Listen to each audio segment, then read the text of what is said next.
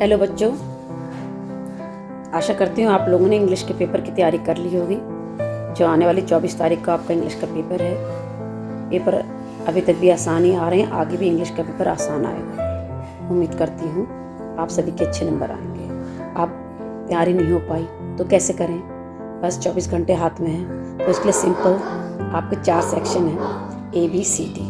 Section a reading, section b writing, section c grammar और section d literature.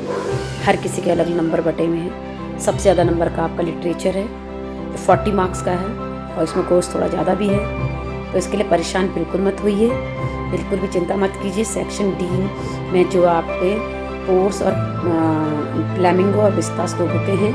Flamingo most important है, इसमें poetry भी है 6 ही chapter हैं।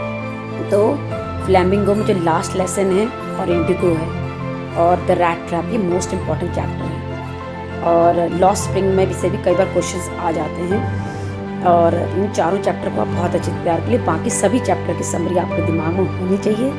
आपके दिमाग में अगर समरी है तो आप वहाँ अपने शब्दों में लिख पाएंगे। चाहे आपकी इंग्लिश मजबूत नहीं है लेकिन आप कुछ ना कुछ तो लिख ही लेंगे। वैसे ही पोइट्री में आंट जेनिफर और माई मदर एट 60, ये 2 पॉइंट बहुत ही इंपॉर्टेंट है। इनके सेंट्रल आइडिया या थीम लिखने को आती है, तो आपको सभी पोइट्री की भी समरी जो है दिमाग में होनी चाहिए, सेंट्रल आइडिया याद होनी चाहिए। अब तीसरा के विस्तार, इसमें से एक लॉन्ग क्वेश्चन ज़रूर आता है। द लॉयन किंग वगैरह, ये बहुत इंपॉर्टेंट चैप्टर है, इसमें से एक क्वेश्चन ज़रूर आता है। अब आपका आ गया सेक्शन ए, जो आपका रीडिंग सेक्शन है। इसमें आपका कंप्रीहेंशन पैराग्राफ आता है। तो कंप्रीहेंशन पैराग्राफ इंग्लिश आपकी बहुत वीक है, कुछ नहीं समझ पा रहे हैं तो परेशान मत होइए। आप अपने क्वेश्चन पैराग्राफ पढ़िए, नहीं पल्ले कुछ पढ़ रहा तो नीचे क्वेश्चन देखिए। जो क्वेश्चन दिए हैं उनका ऑर्डर हमेशा पैराग्राफ के ऑर्डर में ही होता है। ये क्रोनोलॉजिकल वे होता है, यानी कि जैसे क्वेश्चन दिए उसी सीक्वेंस में वो वही सीक्वेंस होती है जैसे पैराग्राफ होता है। यानी पहला क्वेश्चन हमेशा पहले पैराग्राफ में मिलेगा, दूसरा दूसरे पैराग्राफ में और तीसरा तीसरे पैराग्राफ में। और क्वेश्चन में भी कुछ ना कुछ हिंट होती है कि आसानी से आप कंप्रीहेंशन के पैराग्राफ से ढूंढ लें। कंफ्यूज मत होइए कि पैराग्राफ तो कुछ समझ नहीं आ रहा, बहुत टफ है। तो क्वेश्चन के सीक्वेंस के अकॉर्डिंग ही पैराग्राफ में आप ढूंढिए और आसानी से आंसर दे पाएंगे। अब सेक्शन बी आ गया, ये मोस्ट इंपॉर्टेंट है। इसमें एक आर्टिकल में सबसे पहले आपको थोड़ा सा दिमाग लगा के एक बढ़िया सी कैची हेडिंग ढूंढनी है। हेडिंग मेन होती है, कोई भी आपका आर्टिकल पढ़ता है तो आई कैचिंग हेडिंग होनी चाहिए, यूनिक हेडिंग होनी चाहिए कि रीडर के अटेंशन कैच करे। दूसरा इंट्रोडक्शन और conclusion body of the letter, 3 part ही जरूर हो, 2-3 पैराग्राफ हो। पहले पैराग्राफ में इंट्रोडक्शन हो, लास्ट में कंक्लूजन जो भी आपने लिखा है। और तीसरी बात, कभी भी इसमें प्रेजेंट टेंस मत लिखिए, इसमें पास्ट टेंस में लिखिए। और आंकड़े अगर कुछ भी लिखें, क्योंकि फैक्चुअल बेस्ड होता है, तो आंकड़े प्रूफ हो, फुल प्रूफ हो। गलत सलत आंकड़े देने की कोशिश मत करिए, नहीं तो आंकड़े मत दीजिए। सिंपल और इजी लैंग्वेज लिखिए, ज़्यादा ग्रामेटिकल मिस्टेक मत करिए, बड़े बड़े सेंटेंस मत बनाइए। हेडिंग बढ़िया लिखिए और कंक्लूजन ज़रूर दें इंट्रोडक्शन के साथ साथ। अब सेक्शन सी की बात करते हैं, जो ग्रामर का सेक्शन है।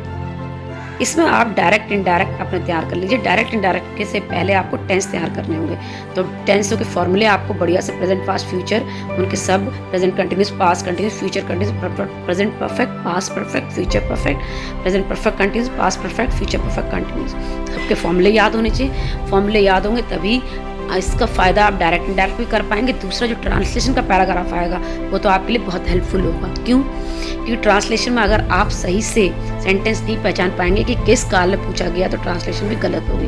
और 3 फॉर्म्स ऑफ वर्ब पे एक सरसरी नज़र जरूर डाल लीजिए, क्योंकि 3 फॉर्म्स ऑफ वर्ब आपकी पूरी इंग्लिश के लिए, चाहे आर्टिकल हो, लेटर राइटिंग हो या क्वेश्चन आंसर के जवाब देने हो, हर जगह 3 फॉर्म्स ऑफ वर्ब इंपॉर्टेंट है। ये बिल्कुल मत छोड़िए। 3 फॉर्म्स ऑफ वर्ब ज़रूर आप 2-3 घंटे या रोज़ 10-10, 20-20 मिनट देख लीजिए, या कहीं दीवार में लगा दीजिए उसको, फाड़ के एक पन्ना, और उसको देखते रहिए आते जाते, क्योंकि 3 फॉर्म्स ऑफ वर्ब के बिना आपकी इंग्लिश पूरी गलत हो जाएगी। 4 सेक्शन में पेपर है, कोई भी 3 सेक्शन भी अच्छी तरह आपने तैयार कर लिए तो आपके पासिंग नंबर आ जाएंगे।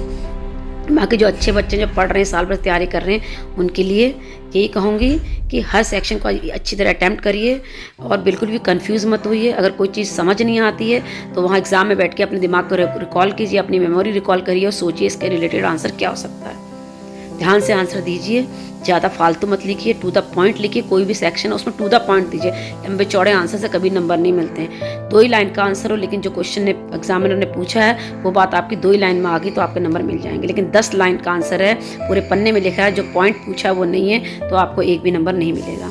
आप इंग्लिश भी मैथ की तरह हो गई है, इसमें टू द पॉइंट नंबर मिलते हैं। जैसे लेटर राइटिंग ही है, इसमें स्टार्टिंग में जो लिख रहे हैं आप एड्रेस, डेट ऊपर लिख रहे हैं, नीचे लिख रहे हैं, सब्जेक्ट आपका जो हेडिंग है वो बढ़िया है या नहीं है, body of the letter, starting, middle, conclusion है या नहीं है, इन सब के अलग अलग नंबर होते हैं। आधा नंबर, 1.5 नंबर, 2 नंबर, 2.5 नंबर, और एंडिंग में आधे नंबर की होती है कि आपने योर्स लिखा है, योर लिखा है, क्योंकि इनफॉर्मल लेटर में आप हमेशा योर लिखिए, फॉर्मल में योर्स लिखिए। ये बातों को आपको ध्यान रखें तो एग्जामिनर समझ जाता है। इससे नॉलेज है, अगर कोई थोड़ी बहुत ग्रामेटिकल या कोई पेन मिस्टेक होती है तो उसको इग्नोर करते हुए आपको नंबर दे देता है। आप इंग्लिश में नंबर लाना भी इतना कठिन नहीं है, बस छोटी छोटी चीज़ों का ध्यान रखना है और थोड़ी बहुत ग्रामर की मजबूती करनी है। लिटरेचर में आपको सब कुछ समरी होनी चाहिए और एक सैम्पल पेपर जरूर रखिए। सैम्पल पेपर सबसे बड़ा फ़ायदा होता है कंप्रीहेंशन के लिए। जितनी आप कंप्रीहेंशन की प्रैक्टिस सैम्पल पेपर से कर लेंगे उसको उतना आपको आइडिया आ जाएगा कि मैं कितनी आसानी से आंसर दे सकता हूँ। तो चौथा, लिटरेचर के क्वेश्चन सैम्पल पेपर में बहुत ही छांट के दिए होते हैं, तो आपको आइडिया आता है कि किस टाइप के कैरेक्टर आएंगे, क्योंकि उसमें सैम्पल पेपर में आंसर भी लिखे होते हैं, तो आपको आइडिया आता है कि किस टाइप के हमें टू द पॉइंट और आंसर देने हैं। तो सैम्पल पेपर की प्रैक्टिस इन एक दिन में जरूर करिए। सैम्पल पेपर से आपको वही क्वेश्चन नहीं आएंगे, लेकिन आपको आइडिया मिल जाएगा। इन सब चीज़ों का ध्यान रखिए और आशा करती हूँ कि आपके पेपर अच्छा जाएगा और अच्छे नंबर लाएंगे। Good bye.